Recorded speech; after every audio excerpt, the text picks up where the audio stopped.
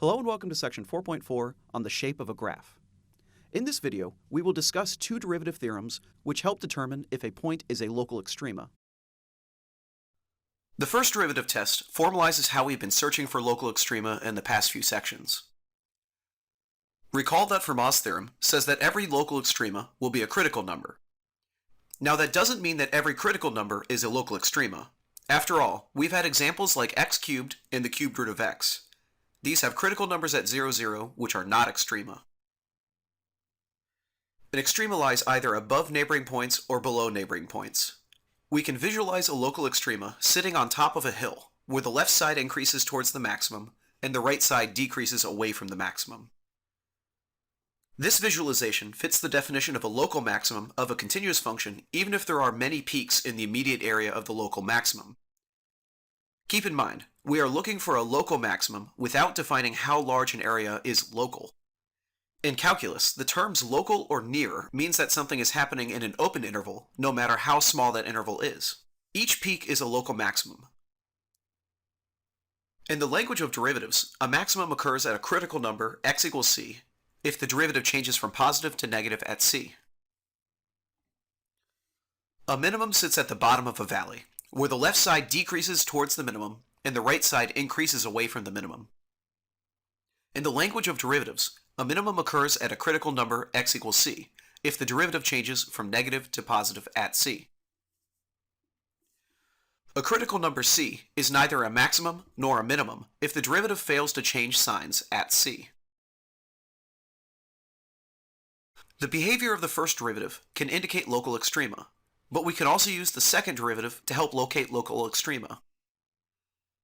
If the second derivative of f is continuous near x equals c, and the first derivative at c is 0, the concavity of the function will indicate if c is a local extrema.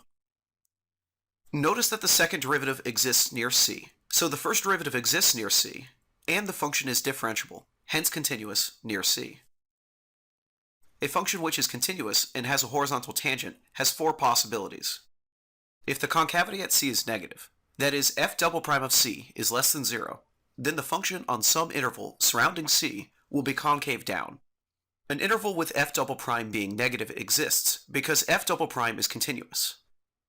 The first graph depicts a continuous function with a horizontal tangent at x equals c, which is concave down around the value of c.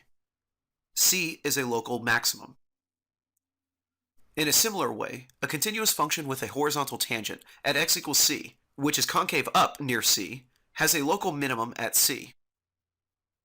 Functions that are concave up lie above their tangent lines, so the function curls away from the horizontal tangent at c, making f of c the lowest point locally.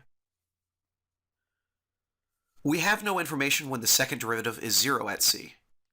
The function could or could not have a local extrema at such a point. X cubed does not have a local extrema at 0, but the derivative at 0 and the second derivative at 0 are both 0. Contrast that with the function g equals x squared. X squared has a local extrema at 0, and g prime of 0 and g double prime of 0 are 0. So we get no information when the second derivative is 0. We'll finish with an example. The potential local extrema occur at the critical numbers, which we find by calculating the derivative. Polynomials are defined everywhere, so no value is disqualified from being a critical number by domain errors. Polynomials are also differentiable everywhere, so we only need to find the values which make the derivative 0.